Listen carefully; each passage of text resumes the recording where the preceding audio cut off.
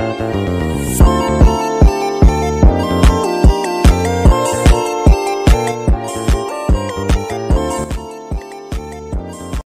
semuanya, perkenalkan nama saya Raina Marikta Ilmi dari Program Studi Manajemen Keuangan Negara. Pada video kali ini, aku akan jelasin nih pembahasan soal UAS untuk mata kuliah Ekonomi Mikro.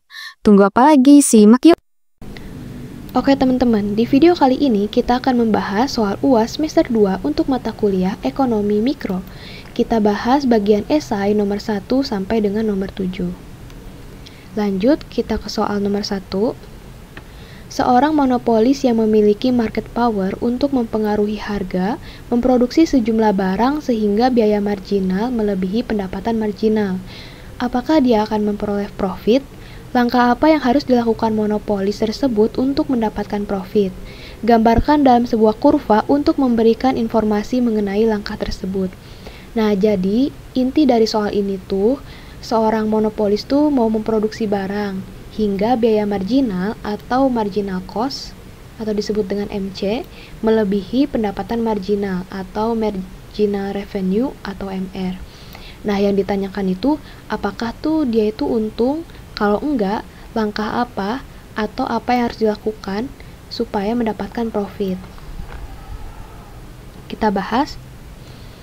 Nah, di dalam pasar monopoli itu perusahaan tuh punya yang namanya market power. Artinya, itu dia bisa menentukan harga. Nah, tapi untuk mendapatkan keuntungan maksimal, itu harusnya MC sama dengan MR.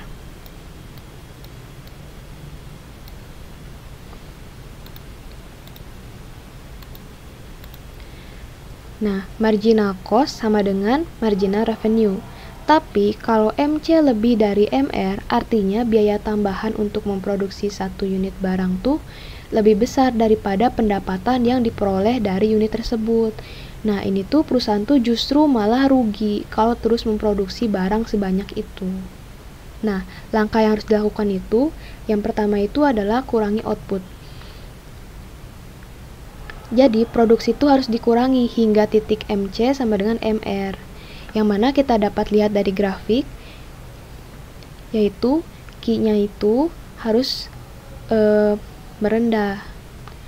Nah, terus biaya tambahannya tuh jadi rendah kalau misalkan Q-nya tuh bertambah. Dapat kita lihat kalau Q-nya bertambah, biaya pendapatannya tuh jadi menjadi rendah, menurun.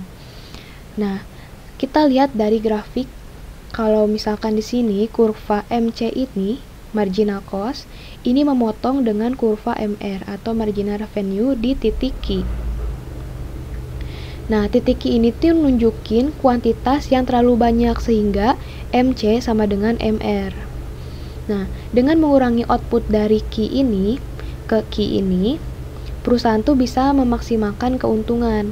Yang awalnya outputnya itu banyak, dikurangin sehingga biaya pendapatannya tuh yang asalnya sedikit menjadi bertambah. Lalu, langkah yang dapat dilakukan selanjutnya yaitu evaluasi harga. Perusahaan juga perlu mengevaluasi strategi harga secara berkala agar penjualannya itu tetap pada titik optimal, di mana pendapatan marginal sama dengan biaya marginal. Nah, ini tuh sangat penting agar perusahaan tuh tidak hanya menghasilkan banyak, tapi juga menghasilkan efisiensi dan menguntungkan. Ini adalah poin-poin dari pembahasannya ya. Kita lanjut ke soal nomor 2.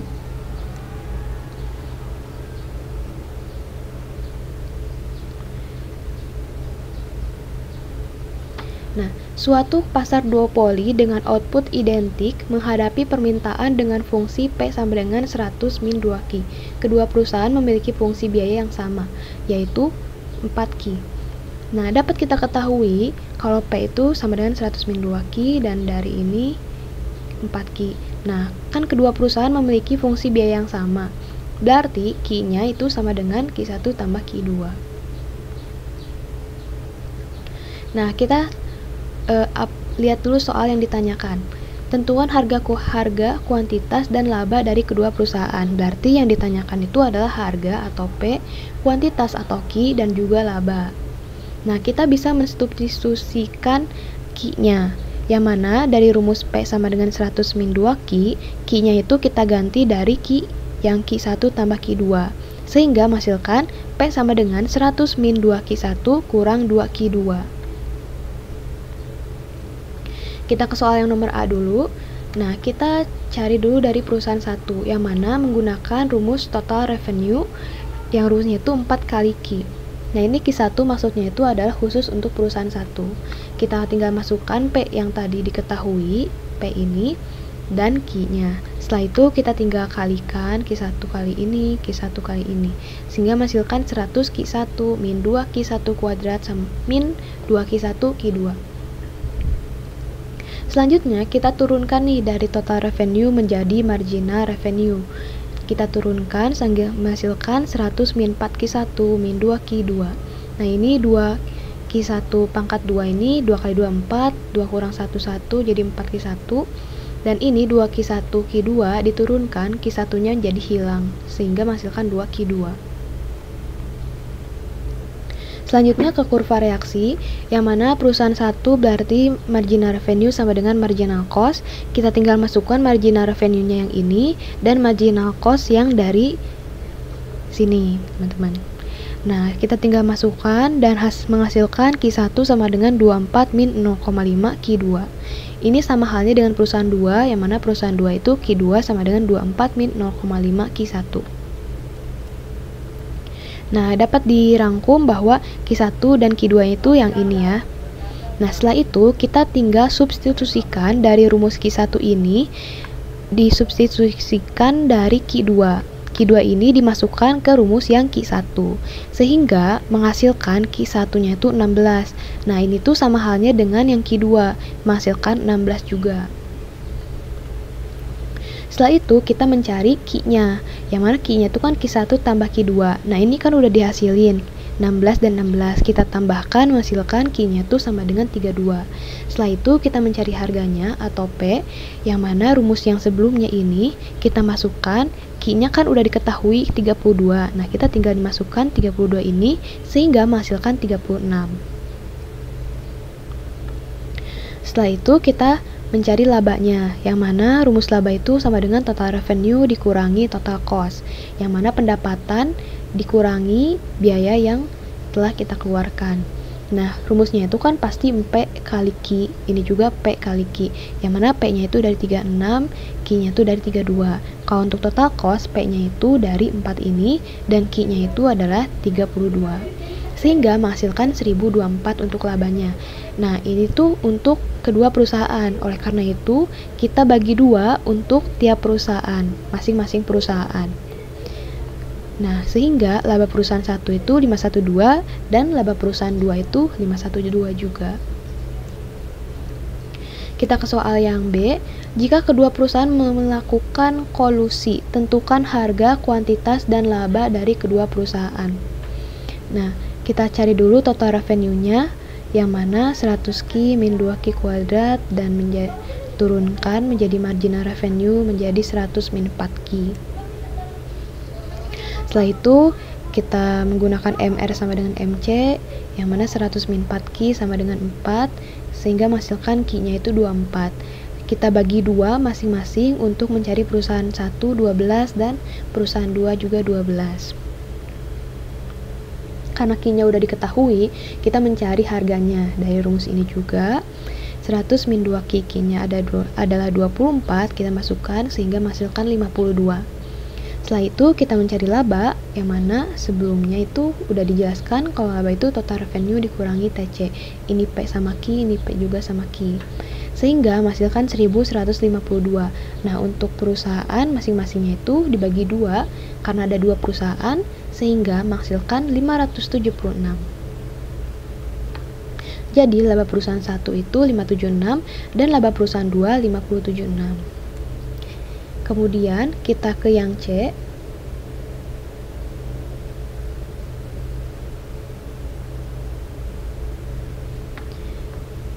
Yang C, jika pasar tersebut adalah pasar persaingan sempurna, tentukan harga, kuantitas, dan laba dari kedua perusahaan. Nah, kita harus mencari P sama dengan MC, yang mana P-nya itu ini dan MC 4, sehingga menghasilkan Q-nya itu adalah 48. Nah, kenapa labanya itu sama dengan nihil? Karena di pasar persaingan sempurna, dalam jangka panjang, harga itu sama dengan biaya rata-rata atau P sama dengan ATC. Laba ekonominya itu sama dengan 0, jadi perusahaan tuh hanya menutup biaya produksi tanpa kelebihan. Dan karena di pasar persaingan sempurna ini, laba tuh selalu nihil dalam jangka panjang. Dua perusahaan ini juga nggak dapat untung, tapi juga nggak rugi. Lanjut untuk bagian B. Bandingkan jawaban A, B, dan C, manakah yang paling menguntungkan bagi konsumen dan bagi produsen? Jelaskan. Nah, dari pembahasan A, B, dan C ini, kita buat tabel perbandingan. Nah, dari tabel perbandingan ini, yang paling menguntungkan bagi konsumen itu adalah konsumen paling diuntungkan dengan pasar persaingan sempurna, di mana tersedia output paling banyak yaitu 48. Nah, dapat kita lihat bahwa kuantitas atau output total paling banyak itu ada di pasar persaingan sempurna, yaitu 48, dan paling menderita akibat harga yang tinggi dan kuantitas yang rendah jika kedua perusahaan berkolusi. Kemudian, keuntungan bagi produsen, perusahaan akan mendapatkan keuntungan tertinggi dengan melakukan kolusi. Nah, dapat kita lihat kalau keuntungan tertinggi, yaitu laba setiap perusahaan itu yang paling tinggi itu adalah kolusi, di mana masing-masing akan mendapatkan 576. Namun demikian, jumlah output yang diproduksi akan sangat sedikit. Nah, dapat kita lihat jumlah outputnya itu sedikit, sedangkan perusahaan akan paling tidak diuntungkan di pasar persaingan sempurna karena tidak akan membukukan laba. Kita lanjut ke soal nomor 3. Di kota Saratoga terdapat dua perusahaan yang memproduksi semen yang menjadi pemasok proyek pembangunan di kota tersebut.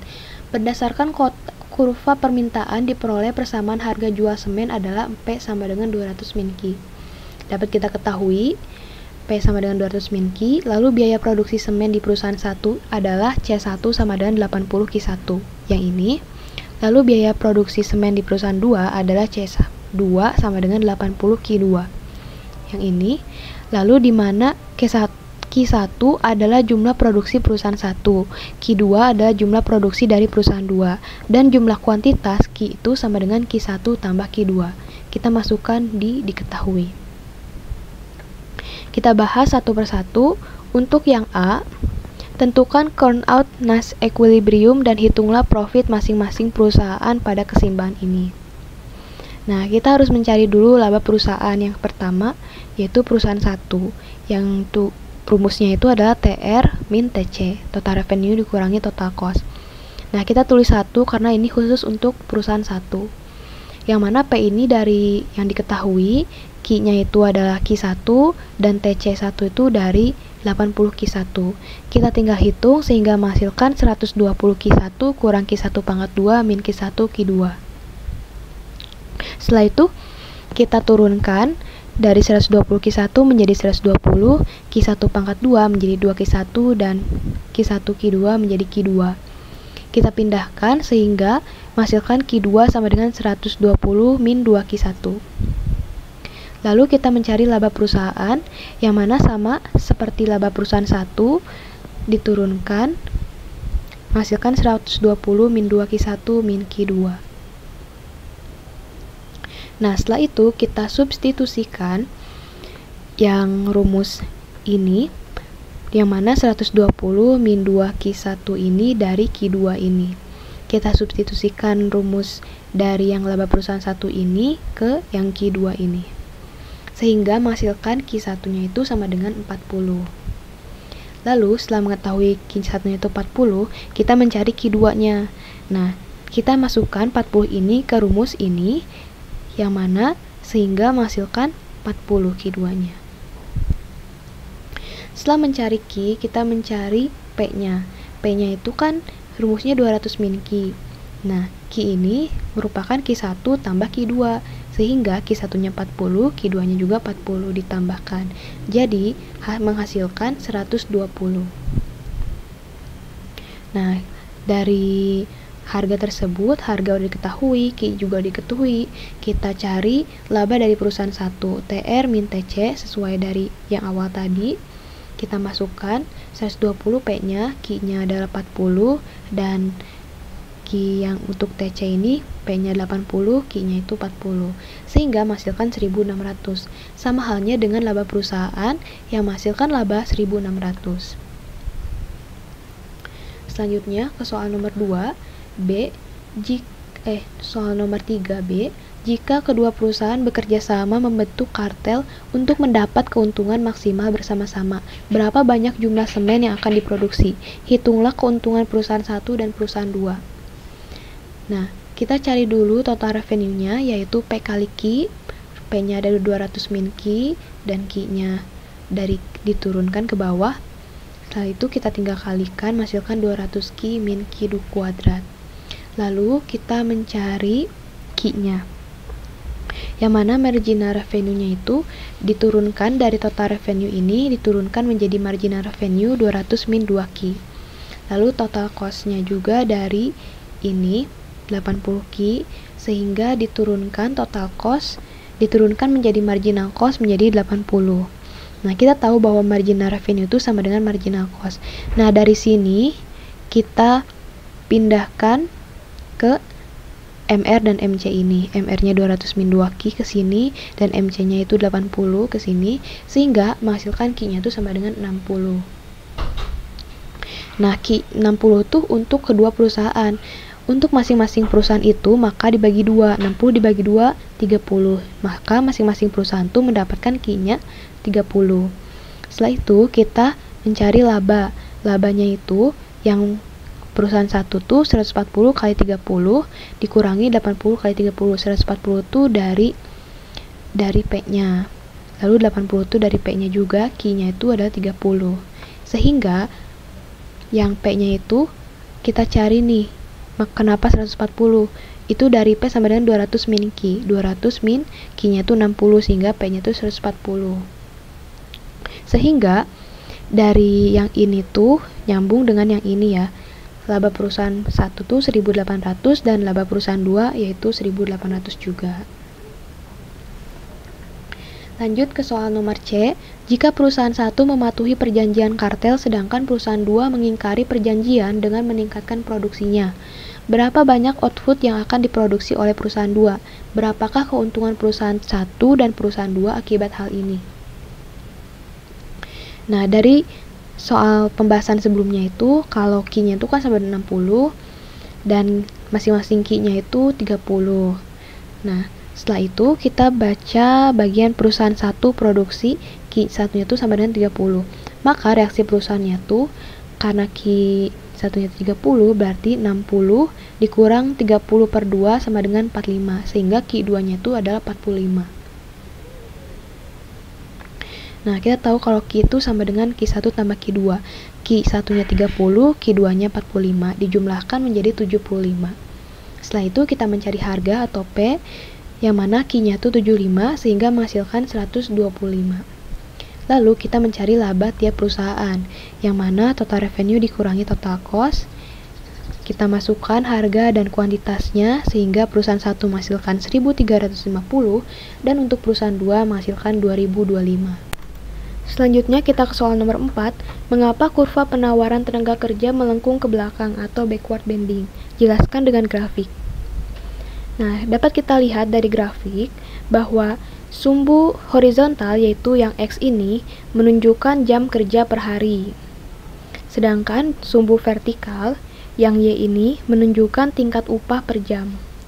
Dari bentuk kurva, di awal tuh kurva tuh naik dari kiri bawah ke kanan atas. Yang ini. Artinya, semakin tinggi upah, semakin banyak orang mau bekerja. Ini disebut dengan efek substitusi.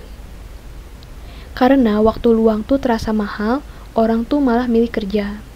Tapi kemudian kurva melengkung ke kiri atas. Ini artinya meskipun upah makin tinggi, jumlah jam kerja malah menurun. Ini disebut dengan efek pendapatan, karena sudah merasa cukup uang, orang tuh ingin menikmati waktu luang tuh jadi lebih banyak, teman-teman.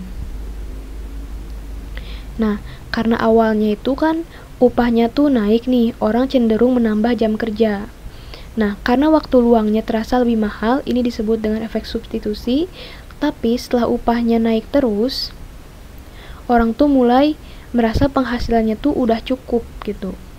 Nah, malah lebih milih waktu luang dibandingkan kerja terus-menerus. Nah, ini namanya efek pendapatan. Nah, ketika efek pendapatan lebih besar daripada efek substitusi, itu orang tuh justru mengurangi jam kerja meskipun upahnya tuh makin tinggi. Itulah kenapa kurva penawaran tenaga kerja bisa melengkung ke belakang atau disebut dengan backward bending. Jadi grafik ini nunjukin titik di mana orang tuh lebih menghargai waktu luang daripada uang tambahan. Selanjutnya ke soal nomor 5. Jelaskan hal-hal di bawah ini. A. Apa yang dimaksud dengan analisis keseimbangan parsial dan untuk apa analisis itu digunakan? Nah, dapat kita lihat bahwa keseimbangan parsial itu ibarat tuh kita tuh cuma lihat satu pasar, misalnya pasar bebas, tanpa peduli apa yang terjadi di pasar lain. Ini tuh berguna kalau kita mau menganalisis secara sederhana dan fokus ke satu hal. Lanjut ke yang B, apa yang dimaksud dengan analisis keseimbangan umum dan apa hubungan keseimbangan parsial dengan analisis keseimbangan umum. Nah, kalau misalkan untuk keseimbangan umum, ini tuh merupakan analisis yang melihat semua pasar sekaligus dan mempertimbangkan hubungan antara pasar dalam perekonomian. Yang mana harga dan jumlah itu ditentukan secara simultan di banyak pasar, memperhatikan efek umpan balik atau feedback effect dan juga menjawab pertanyaan apa, bagaimana, dan untuk siapa. Selanjutnya yang C, kapan seluruh perekonomian dikatakan berada dalam keseimbangan umum. Jadi keseimbangan umum itu terjadi jika semua pasar dan pelaku ekonomi itu berada dalam kondisi posisinya itu seimbang secara bersamaan. Konsumen dan produsen itu sama-sama puas dengan keputusannya masing-masing. Juga nggak ada pasar yang mengalami kelebihan atau kekurangan. Dan seluruh sistem ekonomi itu stabil dan saling terkait. Kita lanjut ke soal nomor 6. Jelaskan hal-hal di bawah ini. Apa itu sinyal pasar atau market signaling? Kita jawab jawaban yang A. Jadi, market signaling atau sinyal pasar itu adalah tanda atau informasi yang diberikan seorang untuk nunjukin kualitas atau kompetensinya kepada pihak lain. Nah, contohnya itu seperti apa sih? Ketika kamu melamar kerja nih, kamu kan pasti bawa CV, bawa ijazah, bawa sertifikat. Itulah bentuk sinyal yang kamu kirim ke perusahaan supaya mereka tuh tahu kamu tuh layak diterima. Nah, kenapa ini tuh penting? Karena perusahaan tuh nggak bisa langsung tahu kemampuan kamu. Jadi kamu tuh harus kasih bukti-bukti yang bisa menunjukkan kualitas dari yang kamu punya untuk dapat diterima dalam pekerjaan. Nah, lalu yang B, pentingnya ijazah, transkrip, dan sertifikat kompetensi dalam konteks sinyal pasar bagi lulusan perguruan tinggi. Nah, sekarang kita bahas, apa saja sih dokumen yang bisa jadi sinyal pasar untuk lulusan perguruan tinggi? Yang pertama itu, ijazah. Ini tuh nunjukin kalau kita tuh udah menyelesaikan pendidikan dan juga memenuhi semua syarat yang ada di kampus atau universitas. Lalu yang kedua itu ada transkrip nilai. Nah, ini tuh nunjukin prestasi akademik kamu, termasuk IPK. Perusahaan tuh bisa melihat apakah kamu itu konsisten atau tidak selama di kuliah. Lalu yang ketiga adalah sertifikat kompetensi. Nah, ini tuh nunjukin kalau kita tuh punya keahlian tambahan, misalkan seperti skill atau pelatihan khusus di luar kurikulum kuliah. Itu bisa menjadikan pengalaman. Nah, jadi dokumen-dokumen ini tuh bukan cuma formalitas, tapi benar-benar bisa jadi alat untuk meyakinkan perusahaan kalau kita tuh punya nilai lebih. Kita ke soal yang nomor terakhir, soal nomor 7. Jelaskan mengapa suatu pasar dikategorikan sebagai pasar gagal atau kegagalan pasar atau market failure. Apa saja penyebab kegagalan pasar tersebut? Nah, kita tuh akan bahas nih, kenapa pasar tuh bisa gagal atau disebut juga market failure. Nah, pasar gagal kalau sumber dayanya itu tidak distribusikan secara efisien dan adil. Nah, tidak efisien dan adil. Nah, ada 3 penyebab utama yang disebabkan oleh beberapa faktor, yaitu yang pertama itu adalah kekuatan pasar atau market power. Misalnya monopoli, perusahaan tuh bisa atur harga dan kuantitas seenaknya. Hasilnya output jadi lebih sedikit dan gak efisien. Selanjutnya, informasi yang tidak sempurna atau incomplete information. Jadi, kalau konsumen atau produsennya tuh nggak punya informasi yang cukup tentang harga dan kualitas, maka keputusan ekonomi itu jadi tidak efisien. Lalu yang ketiga ini adalah eksternalitas. Nah, ini tuh adalah dampak aktivitas ekonomi ke pihak lain. Yang mana eksternalitas itu adalah kegiatan perekonomian yang dilakukan oleh pihak tertentu dan berdampak positif atau negatif kepada pihak lain, walaupun pihak yang terdampak tidak terlibat secara langsung. Nah, ini tuh ada eksternalitas positif dan juga eksternalitas negatif. Nah, kalau positif itu misalnya riset mahasiswa yang bermanfaat bagi masyarakat. Kalau eksternalitas negatif itu contohnya kayak polusi pabrik yang merugikan lingkungan sekitar. Intinya, pasar bisa gagal kalau tidak ada persaingan sempurna, informasi nggak lengkap, dan juga ada dampak ke pihak lain yang tidak diperhitungkan. Nah, itulah pembahasan soal UAS untuk mata kuliah Ekonomi Mikro. Aku juga berterima kasih kepada Jenfri Effendi Togar dan juga Bapak Dosko yang membantu untuk menyusun pembahasan soal ini. Terima kasih, semoga video ini bermanfaat bagi teman-teman.